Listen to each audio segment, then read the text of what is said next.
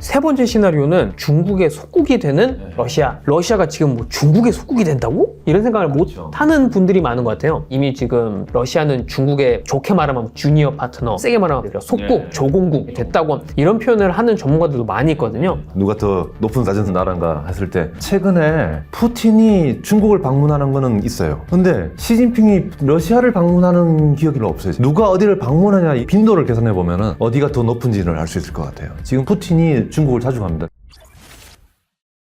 네, 국제 시사 문예지 파도입니다. 이번 시간에는 우크라이나 전쟁 그리고 이제 러시아에 대해서 얘기를 하려고 그래요. 사실 한국 전쟁도 초반에 이제 치열하게 계속 전투가 벌어지고 났다가 막 한참 휴전 협상 벌어지고 이럴 때는 계속 현재 위치에서 거의 진지전만 하는 수준으로 했던 거죠. 그렇게 해서 1년 반 이상을 더 끌었던 거였거든요. 지금 우크라이나 전쟁도 거의 이제 그런 양상으로 하고 있죠. 그 와중에 그러면 과연 러시아의 미래는 어떻게 될 것인가? 이 얘기를 안 할 수가 없습니다. 왜냐면 러시아가 소기에 목적했던 그런 성과를 달성을 하게 되면은 비슷한 행위를 다른 나라에도 또 벌일 수도 있고요. 오히려 정반대로 갑자기 뭐 경제가 다 무너져 버린다든지. 처음에는 이제 이런 쪽으로 좀 사람들이 예상을 많이 했어요. 왜냐면은 러시아 경제가 그렇게 튼튼하지 않다라는 거는 대부분 많이 공감을 하고 있던 터였으니까요. 지금 미국도 제재를 하고 이러고 있으니까 금방 무너져 버리는 건 아닐까 했는데 생각보다 러시아가 경제 운영을 잘하고 있습니다. 우리가 이제 그 질문을 할 수밖에 없는 거죠. 앞으로도 이제 러시아의 앞날 우크라이나 전쟁뿐만 아니라 그 이후에 이제 러시아의 운명 이런 건 어떻게 될 것인가? 러시아라는 나라가 우리나라 이웃 나라잖아요. 인천공항에서 비행기 타면은 딱 1시간만 있으면은 블라디보스토크 내리거든요. 그러면은 갑자기 러시아 사람들 우글거리고 말이죠. 역사적으로도 19세기 후반 이후로는 계속 러시아가 한국에 개입을 했고 관여하죠. 우리는 뭐 러일전쟁도 오래 했고 청일전쟁 이후에도 러시아는 만주에서 일본과 싸웠고 그 다음에 6.25도 마찬가지고 그 이후로 계속 지금 관여하고 있죠. 그러니까 러시아가 어디로 갈 거냐는 한국의 운명하고도 관련된다. 마침 또 이 러시아의 미래에 대해서 논한 아주 훌륭한 글을 저희가 또 소개한 바 있습니다. 발굴해서 저희가 이제 굉장히 긴 글이었는데 저희가 소개를 했죠. 그 스티븐 코트킨이라고 잘 익숙하지 않은 분들도 많으실 텐데 스티븐 코트킨은 이제 프린스턴 대학에서 30년 넘게 원래 역사학을 가르쳤던 이제 교수예요. 러시아 역사 전문가이고 가장 대표작은 스탈린 전기를 쓴 게 제일 유명합니다. 이게 지금 3부작으로 계획이 돼서 현재까지 2권이 나왔고 이제 지금 마지막 3권이 준비가 되고 있는데 한 권 하나가 이게 벽도책이에요. 이게 제가 봤을 때 800페이지인가 900페이지인가 그게 지금 3권짜리가 나오고 있습니다. 세계적으로는 이 러시아 역사 쪽에서는 손꼽히는 권위자입니다. 근데 이제 이 분이 포린 어페어스의 4월호에다가 러시아의 5가지 미래라는 제목으로 기고문을 하는데 분량 깁니다. 번역을 제가 했는데 저도 하면서 죽는 줄 알았어요. 근데 워낙 내용이 좋으니까 하면서도 계속 힘을 내서 할 수가 있었어요. 저는 이제 읽으면서 아 진짜로 이 역사 이런 거에 대한 대가의 관점이라는 건 확실히 다르구나. 저는 사실 역사 얘기를 하면은 늘 항상 기억에 남는 거는 미군 장성 중에 이제 스탠리 맥크리스톨이라는 사람이 있습니다. 아프간 전쟁을 할 때 자기 이제 통수권자였던 오바마에 대해서 되게 비판적인 나쁜 얘기를 많이 해가지고 잘린 사람이거든요. 장성으로서의 지휘 능력은 상당히 탁월했다고 해요.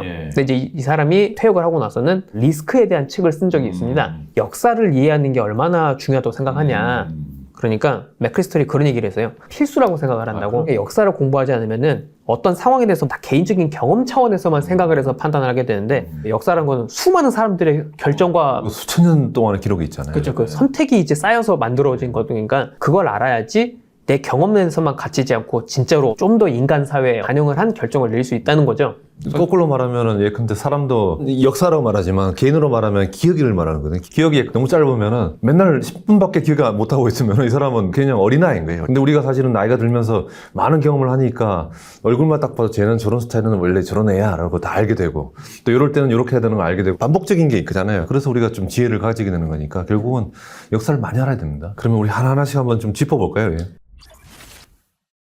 일단은 푸틴 개인에 대한 얘기를 처음엔 많이 해요. 푸틴이 독재자나 다름이 없으니까 푸틴이라고 해서 영원히 살 수 없고 이미 본인이 일단 지금 71세 그리고 상태도 그렇게 좋지 않잖아요. 진짜 스트로크가 온 것 같잖아요. 혈관계통으로 좀 손이라든지 이런 게 보면은 좀 부자연스럽잖아요. 약간 좀 움직임이나 이런 것들이 스트로크가 왔다는 얘기인데 한번 그런 경험이 있었던 것 같아요. 몇몇 공식 석상에서의 모습 사진이나 영상이나 이런 것들을 봐보면은 되게 이렇게 힘들게 막 탁자를 붙들고 막 있는 모습도 보이기도 했었고 푸틴이 기술적으로는 다음 선까지도 연임을 할 수가 있거든요. 그래서 삼선까지 하게 되면은 역대 러시아 역사상 최장 기간 동안 군림을 한 사람이 돼요. 그전에는 비교 대상이 스탈린이었는데 이제 이번에 하면서 스탈린은 뛰어넘었고 예카제리나 여제 그걸 지금 격파할 수도 있어요. 예카제리나를 이길 수 있다. 네. 그러니까 정말 역사에 진짜로 전무후무하게 이름을 남기게 되는 거죠. 그렇다 하더라도 필멸을 피할 수는 없으니까요. 그럼 사람인데요. 푸틴 개인의 어떤 그런 거랑도 맞물려서 러시아의 이제 운명이라는 게 계속 크게 이제 바뀔 수가 있다. 이제 이런 얘기를 하면서 첫 번째 시나리오는 좀 재밌는 게 프랑스처럼 된 러시아. 이게 사실은 러시아나 뭐 세계로 봤을 때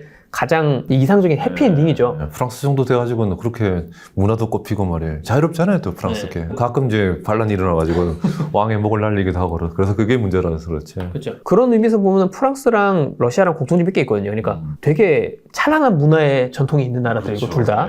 거기다가 자기 그런 자존심도 세요. 그래서 가끔 돌발 행동을 하기도 하죠. 역시 관료제, 강력한 관료제죠. 그러니까 가장 이상적인 결과로서는 러시아도 프랑스처럼 어느 정도 나름의 자존심을 가지고 있는 그런 세력이 되면서 하지만 그렇다고 해서 막 제국주의적으로 침략을 하지 않고 그렇게 되는 것이 이제 가장 이상적인 가능성이 아닐까. 하지만 물론 이 가능성은 상당히 높지 않죠. 러시아가 계속 지금 외부의 어떤 위협이나 이런 걸 바탕으로 해서 그게 실제 하든 아니든 간에 그런 걸 만들어가지고 푸틴의 경우는 자기의 집권을 정당화하는 도구로 사용을 하고 이러는데 사실 프랑스는 그러진 않거든요, 이제는. 이미 프랑스는 상당히 건전한 민주국가이고 비판적인 언론이라든지 뭐 야당의 그 존재라든지 다 허용되고. 그거는 지금 제가 좀 제 식으로 한번 설명해보면은 티런이라는 게 있잖아요. 독재자, 무슨 참주 이런 건데 티런이라는 건 뭔가 하면 왕이 아니고요. 왕국에서 왕이 돼갔는데 얘가 좀 멍청해요. 그러면 사람들이 미워하질 않아요. 우리 왕국이니까 30년만 잘 참자 이런 분위기인데 이러면 공화국이에요. 공화국인데 왕처럼 행동하는 사람들이 있으면 이게 갭이 생기잖아요. 이걸 티런이라고 그래요. 타이런트라고 그래요. 이게 왕이 아니고. 이런 사람들은 특징이 뭔가 하면은 공화국인데 권력이 지금 집중돼 있으니까 끊임없이 내가 왜 권력을 집중해서 가지고 있는지를 갖다가 계속 증명해 보여야 돼요. 그래서 이걸 이제 카리스마라고 그러는데 카리스마가 생기는 방법이 두 가지 있대요. 뭔가 하면은 마치 그 영험한 사람처럼 마법을 부린다든지 귀신도 부른다든지 이렇게 무슨 사제 그룹 같은 그런 걸 갖다가 보여주면은 또 카리스마가 생기고 또 하나 생기는 건 뭔가 하면은 전쟁 영웅. 그러니까 전쟁을 해가지고 계속 전쟁에서 이기고 지금 비상사태인데 나를 중심으로 뭉쳐라 해야지 또 자기한테 걸리게 생기네. 공식적으로 공화국인데 독재를 하는 사람은 반드시 전쟁을 일으키는 이상한 짓을 하게 돼 있어요. 그러니까 지금 푸틴 같은 독재자 같은 경우는 러시아도 공화국이잖아요. 러시아 공화국을 갖다가 왕정처럼 운영하다 보니까 어쩔 수 없이 항상 자기가 외국에 맞서고 뭐 이거 위기고 나는 전쟁의 영웅이라는 식으로 했다가 안 보이면 안 되니까 나라가 굉장히 혼란하죠. 저는 한 10년 전쯤에는 막연하게 러시아가 그때는 제가 프랑스처럼 된다 이런 생각은 못 해봤었지만은 그때쯤에는 러시아도 나름대로는 이제 소프트 파워를 강화한다는 측면에서 여러 가지 활동을 하고 있었거든요. 이를테면은 그 시절에 신문 많이 구독하셨던 분들이면 기억하실 수도 있는데 러시아가 그때 러시아 포커스 뭐 이런 이름으로 해서 자체적으로 약간 무가지 같이 그걸 만들어서 한국에서는 그 중앙일보랑 해가지고 중앙일보 보내지는 데에는 끼워서 이렇게 들어가고 했어요. 거기에서 이제 다루는 내용도 꽤 푸틴의 그런 권력 그룹 그런 거 소개하는 내용들도 들어가고 그러니까 나름 되게 꽤 자유롭게 인정을 해주면서 그런 걸 했었거든요. 그래서 그때쯤에 러시아 투데이 RT라고 하죠. 그 방송국 거기도 그때쯤에 이렇게 생겨나서 했던 거예요. 지금은 RT는 완전히 그냥 러시아의 선동 그런 매체로 돼버렸지만은 그때까지만 해도 러시아가 그래도 나름 진취적으로 외부에다가 정보를 개방하고 이제 그런 느낌을 주고 있었거든요. 제가 그때쯤에 러시아 정보 초청을 받아서 모스크바에 간 적이 있었는데 그때 이제 가면서 느꼈던 거는 러시아가 어쩌면은 푸틴이라고 하는 권위주의적인 지도자가 있긴 하지만은 그래도 나름 좀 더 민주적인 그런 걸로 갈 수도 있지 않을까? 그런 생각을 했었어요. 근데 지금 와서 보면 너무 멀어진 얘기가 돼버렸죠. 저는 그 시베리아 횡단전 열차 타고 한 14박 15일 여행을 또 하기도 할 정도로 러시아를 좋아했어요. 하나 마음에 좀 걸렸던 건 뭔가 하면 푸틴도 좀 걸렸지만 러시아가 기본적으로 석유라든지 천연가스에 너무 의존해 있어요. 근데 석유 같은 천연가스 같은 거대한 덩어리의 그런 국영기업들이나 이런 게 있으면은 그 나라 국가 지도자한테 권력이 너무 집중돼요. 석유를 너무 크게 가지고 있는 나라는 보통 보면 이제 왕정이 많이 있잖아요. 사우디도 그렇고 UAE 이런 데도 마찬가지고. 그래서 노르웨이 같은 경우는 아예 석유 나는 걸 갖다가 펀드를 만들어서 많은 장치를 만들더라고요. 그게 권력으로 안 바뀌게. 그러니까 저는 그걸 보고 오고 나서 이 마르크스 같은 사람들이 얘기하잖아요. 하부 구조, 상부 구조 얘기하잖아요. 경제하고 정치하고 자꾸 연관관계가 있다고 그러는데 러시아는 나중에 석유 시대가 끝나고 탈석유 시대가 와가지고 러시아가 조금 더 경공업이라든지 쉽게 말하면은 한 사람 손에 모든 부가 있는 게 아니고 작은 중소기업들 해가지고 권력이 수많은 자본가, 수많은 기업가들한테 권력이 쫙 분산되고 나서야 그 나라가 조금 자유민주주의를 하지 않을까. 이제 두 번째 시나리오는 뭐냐면은 제가 볼 땐 두 번째 시나리오도 가능성이 크다고 생각하는데 러시아의 후퇴라는 거예요. 그러니까 무슨 얘기냐면은 지금 우크라이나에서 벌이고 있는 전쟁이 사실 승기가 그렇게 높아 보이진 않죠. 계속 이렇게 소모하는 식으로 가게 될 게 뻔한데 어느 순간이 되면은 그런 사람들이 나올 거란 말이죠. 아, 나는 푸틴 지지하지만 이 전쟁은 하면 할수록 우리한테 손해다. 우린 그냥 여기서 더 전쟁 같은 거 하지 말고 물러나는 게 옳다. 자꾸 지금 서방으로부터 제재받고 있어서 이 얼마나 힘드냐. 이제 이런 얘기들이 스멀스멀 계속 나올 거란 말이죠. 그렇게 돼서 후퇴를 하게 되면은 결국은 러시아의 국제적인 입지는 지금에 비해서 훨씬 쪼그라들 거고, 그리고 이 전쟁이 정말 무서운 거는 인구 구조로 박살을 내기 때문에 무섭습니다.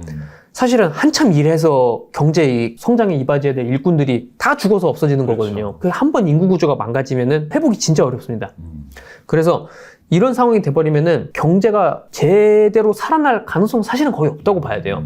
그러면 더 위축이 되고 러시아는 그러면은 이제 정말 한때는 되게 거대한 제국을 했던 나라지만 이제 별 볼 일 없는 나라가 돼버리고. 소련님이 예전에 2억 5천이었거든요. 지금은 이제 1억 5천도 안 되고 이제 더 줄어들고 있죠. 거기다가 요번에 가장 일 많이 해야 될 젊은 사람들이 사망했거나 아니면 다치거나. 지금도 이런 이야기 많이 들리고 있어요. 러시아의 젊은 여성들이 지금 짝을 못 찾겠대요. 젊은 사람들이 지금 다들 전쟁터 나가 있고 다치고 죽고 그러니까. 원래부터 러시아는 여성은 많고 남자 부족했거든요. 근데 이제 앞으로 더 심해지죠. 또 거기다가 러시아가 생산성을 좀 높이고 뭐 그런 게 너무 부족했어요. 경제 자체가 아직까지 그렇게 경쟁력이 별로 좋은 편이 아닙니다. 그러다 보니까 전쟁에서 이미는 성과를 거두지 못하고 후퇴해서 빠져버리게 되면은 퇴락이 더 가속이 될 가능성이 있죠. 그러다가 푸틴이랑 비슷하지만 약간 좀 성격이 다른 또 다른 민족주의자들이 나와가지고 좀 그렇게 될 가능성도 크고요. 이번 전쟁을 보면서 전 세계가 좀 많이 놀랬던 것 중에 하나가 러시아 그러면 이제 소련이잖아요. 옛날에 소련 무기가 생각보다 꼬물이라는 별로 안 좋아요. 요즘 최근 들어서 그 세계 방산 시장에서 러시아제 안 산다는 거 아니에요, 지금 사람들이. 러시아가 당시 우리 생각에는 세계 2위였다고요. 세계 2위의 군사를 가진 나라가 우크라이나가 세계 20몇 위예요. 근데 이 싸우는데 생각보다 싸움을 못할 뿐만 아니고 러시아의 그 뭐 막강해 보이는 탱크라든지 비행기라든지 이런 것들이 막 추락하고 격파당하고 이런 걸 보면서 사람들이 많이 놀랬고, 두 번째는 뭐냐면은 러시아 전차가 최근 전차고 소련 전차가 옛날 전차에 말하면은. 근데 러시아 무기보다 소련 때 무기가 더 좋대요. 그 소련이 무너지고 나서 러시아의 지금 방산이라든지 과학기술 능력이라는 게 옛날보다 오히려 더 후퇴하고 있지 않는가. 인구도 줄었고 과학기술도 줄어있고 지금 옛날에 러시아 우리가 생각하는 센 소련이 아니다. 그런 느낌을 받고 있는 거죠. 세 번째 시나리오는 사실은 이 부분을 간과하고 있는 사람들이 많은데 야, 잘 알아둬야 된다고 생각하거든요. 중국의 속국이 되는 러시아라는 이제 케이스예요. 옛날에 이제 조선을 둘러쌌던 그 러시아랑 일본이 가축전 벌이고 이제 이런 인상이 많이 남아 있어서 러시아가 지금 뭐 중국의 속국이 된다고? 이런 생각을 못 하는 분들이 많은 것 같아요. 그런데 속국을 뭐라 정의하냐면은 또 그거에 따라 다를 수는 있긴 하지만은 많은 전문가들 중에 또 상당수는 이미 지금 러시아는 중국의 좋게 말하면 주니어 파트너 아니면 좀 세게 말하면 바사 스테이트, 속국, 조공국이 됐다고 이런 표현을 하는 전문가들도 많이 있거든요. 무슨 얘기냐면은 러시아는 지금 자체적으로 뭐 생산력이라든지 이런 것들이 많이 부족하고 유일하게 팔 수 있는 거는 주로 다 에너지, 원유, 천연가스 이런 거밖에 없단 말이죠. 근데 그동안에는 유럽에다가 갖다 팔면서 해왔지만은 전쟁이 본격화되면서 서구 쪽 유럽이랑 이런 데는 러시아산 이걸 안 사려고 하고 있단 말이에요. 그러다 보니까 점점 중국, 인도 이런 쪽에다가 팔아야 되는 의존도가 높아지는데 중국이 정말 무시무시한 게 이런 걸 알고 있으면은 쉽게 그걸 또 안 해줍니다. 그러니까 점점 더 저자세로 만들죠. 사실 러시아는 그전부터 중국이랑 시베리아 통해서 천연 가스관을 만들려고 계속 추진을 많이 했거든요. 그렇게 하면 안정적으로 계속 팔 수 있는 게 생기니까요. 근데 중국은 협상을 계속 미뤄왔어요. 왜냐면은 중국은 이미 독일이 노드스트롬 이런 그 천연 가스관 받으니까 딱 틀면 바로 가스 나오니까 너무 이제 러시아의 천연가스에 의존을 해가지고 나중에 이제 러시아가 이거를 무기로 활용을 하게 돼요. 레버리지로 활용하는 거죠. 그렇죠. 예. 마음에 안 들면은 잠궈버린다. 고장이 났네. 가스가 안 나와. 이거 제가 농담으로 한 게 아니라 진짜로 갑자기 뭔 고장이 나서 가스가 안 나갔어. 이렇게 얘기를 한 적이 있어요. 최근에도 시베리아 그 가스관을 하는 데서도 지금 중국이 되게 고자세로 나오고 있어가지고 협상에 난항을 겪고 있다는 거예요. 그거 당연히 중국이 원하는 건 더 싼 가격이고요. 그렇겠죠. 가격을 낮추려고 그러겠죠. 예. 근데 러시아 입장에서는 지금 중국 말고는 대량으로 사줄 사람이 없거든요. 그러니까 결국 그 숙이고 들어갈 수밖에 없고 점점 그러다 보면은 이제 중국에 지금 이미도 뭔가 예속이 많이 된 상태인데 나중에 진짜로 정말 속국이나 다름없는 상태로 되지 않으리라는 보장이 없어요. 사실은 이미 어느 정도 진행이 되고요. 누가 더 높은 사람인가 낮은 사람인가 낮은 나라인가 했을 때 최근에 푸틴이 중국을 방문하는 거는 있어요. 근데 시진핑이 러시아를 방문하는 기억이 별로 없어요. 누가 어디를 방문하냐 이거 빈도를 계산해 보면은 어디가 더 높은지를 알 수 있을 것 같아요. 지금 봤을 때는 푸틴이 중국을 자주 갑니다. 앞으로도 중국의 영향력이 세지면서 러시아가 중국에 대해서 소위 말하면 뜯기는 그게 더 많을 거예요. 그런 부분들을 되게 앞으로 주목을 해야 될 겁니다. 근데 지금 생각해보면은 러시아는 그 옛날에 그 몽골 사람들이 말 타고 와가지고 러시아를 몇백 년 동안 점령했었잖아요. 그런 것처럼 또 중국 사람들이 와가지고 우리를 또 종속시키나 뭐 이런 또 악몽 같은 그런 기억도 다시 떠올릴 수 있겠네요. 그러니까. 그렇죠. 사실 그게 맞는 얘기인데 근데 또 지금 러시아의 그런 극단적인 민족주의자들은 일단은 반서방주의에 너무 경도가 돼 있어서 심지어 그런 주장을 하는데요. 중국은 지금 이 서구의 카톨릭 악당들이 하는 것과는 달리 뭐 우리의 어떤 정체성을 건드리거나 뭐 그러려고 하지 않는다. 근데 이제 스티븐 코트킨이 하는 얘기는 말씀하신 것처럼 몽골의 굴레에 거기서 벗어나는 건 수백 년이 걸렸다. 그렇죠. 근데 사실 서방이랑은 러시아가 교류를 하면서 러시아가 뭐 정체성을 잃거나 한 적도 없고 오히려 정체성이 더 강화만 됐었다 이런 얘기를 하거든요. 타타르족이라는 게 이제 동아시아 사람들 많았는데 그 몽골의 굴레 뭐 하여간 멍해 이런 거 했을 때 하나 이제 이런 재밌는 게 뭔가면은 러시아 말 비슷한 그런 쓰는 그 범루스족이 우크라이나 사람도 있고 러시아 사람도 있고 그다음에 벨라루스도 있고 옛날에는 백러시아라고 그랬는데 이렇게 몇 개 나눠져 있는데 원래 루스족의 중심은 키예프 지금은 키우라고 그러죠. 바로 키우가 원래 중심입니다. 여기가 원래 루스족에 살던 중심이었다가 여기가 몽골이 침범해 들어오면서 여기가 평야 지역이거든요. 이 평야 지역이니까 몽골 애들이 쭉 들어오고 나서 여기를 점령해 버린 거예요.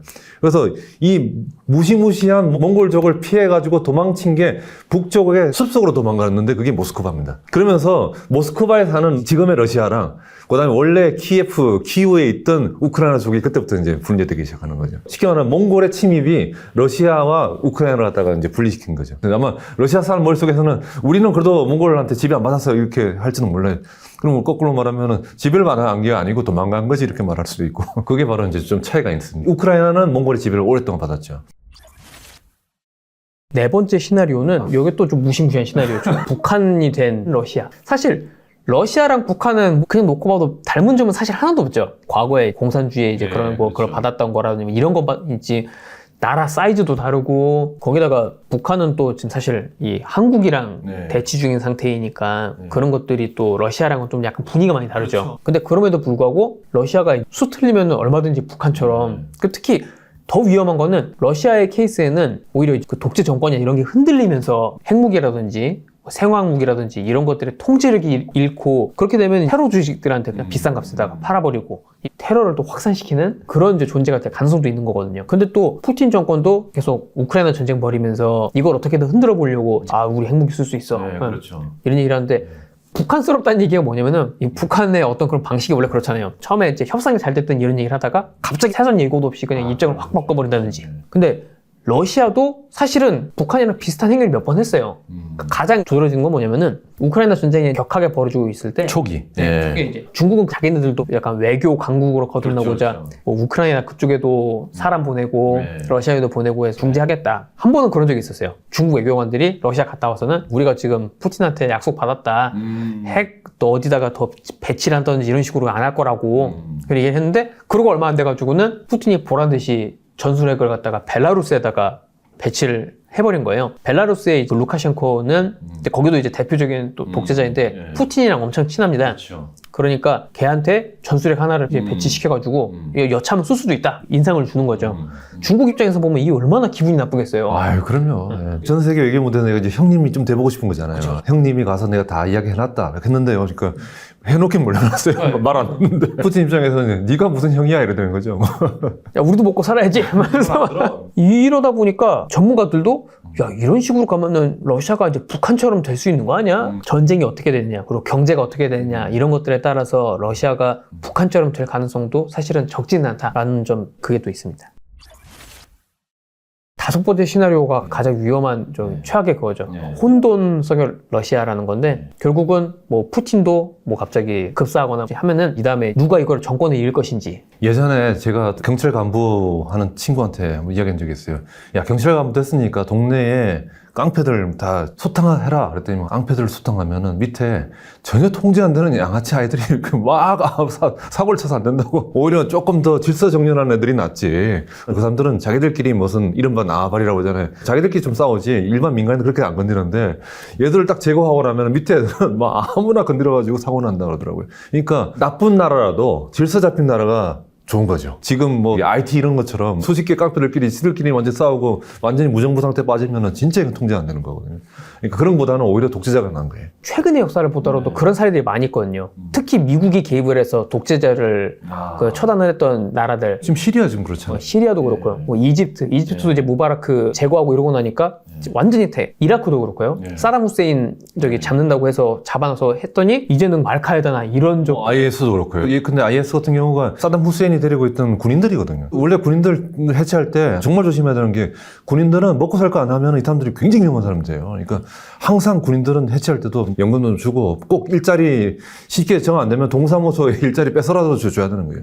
먹고 살 걸 줘야 되는데 이 사람 안 주면 이 사람들은 전쟁하는 기술을 가졌기 때문에 그 다음에 IS 만들어가지고 엄청나게 위험하게 만들어 놓고 있잖아요. 그러니까 굉장히 실수한 거예요. 그런 것들은. 조심해야 될 일인데. 그러니까 참 그 역사가 주는 되게 아이러니한 어떤 교훈 중에 하나는 말씀하신 것처럼 차라리 나쁜 독재자라도 질서를 잡고 있는 독재자면은 그냥 그걸 내버려 두는 게 차라리 낫지 다른 대비 없이 그냥 그 독재자를 없애려면은 그다음부터는 정말 엄청난 혼돈이 일어나서 나쁜 악법이라도 있는 게 나은 거예요. 그러니까 오히려 지금 특히 이라크나 이런 데들은 봐보면은 후세인 시절보다 훨씬 더 대중들이 다 고통을 받고 이러고 있거든요. 지금 이 마지막 그 최악의 시나리오인 이 혼돈 속의 러시아도 푸틴이 뭐 실각하거나 뭐 아니면 사망을 하거나 이러고 나서 어떠한 균형을 못 잡고서 서로 이제 각축전을 벌이다가 아예 그냥 그리고 사실은 또 지금 러시아 연방이라는 게 되게 크긴 하지만 민족적인 단일성이 있는 것도 아니고 그렇죠.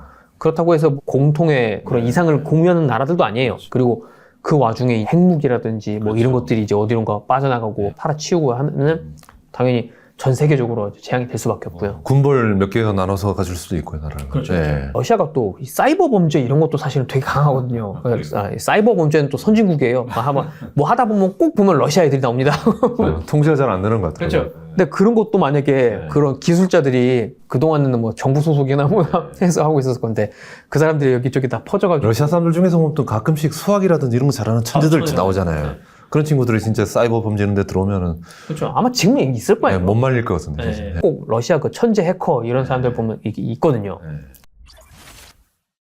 그래서 이렇게 5가지 시나리오를 스티븐 코트킨은 제시를 하는데 근데 결국은 이 5가지 시나리오를 관통하는 그 주제는 딱 하나예요. 중국한테 갈래? 유럽으로 올래? 선택지는 지금 2개. 그렇죠. 중국한테 빨려 들어갈 것이냐 아니면 유럽한테 와서 다시 저기 그걸 할 것이냐. 이제 스티븐 코트킨이 보는 거는 역사적으로 러시아는 유럽이랑 멀어져서는 제대로 된 적이 없었다. 유럽이랑 가깝게 계속 교류하고 이렇게 해야지 러시아도 성장을 했었지. 그래서 러시아 자체의 국익을 위해서도 다시 유럽으로 돌아와서 나름대로 그 안에서 정체성을 확립하고 이러는 게 필요하다라는 게 일단은 코트킨의 기본적인 관점이에요. 19세기 말에 그 러시아가 굉장히 이제 서구화 됐었잖아요. 로마노프 말기 정도 소련 공산혁명이 있기 전에. 그때는 지금도 보면 아름다운 게 수많은 작곡가가 나왔고 수많은 철학자가 나왔고 톨스토이라든지 도스토옙스키라 같은 그런 엄청난 많은 문필가가 나오고 문화가 꽃폈거든요. 심지어는 뭐 도크빌 같은 사람들이 그랬어요. 앞으로 자기 이렇게 여행하고 다녀보니까 그 당시만 해도 이제 영국하고 프랑스 막 이런 시대인데도 앞으로 세상은 러시아 사람들하고 미국 사람들이 2개가 투톱으로 세상을 이끌 것이다 그랬거든요.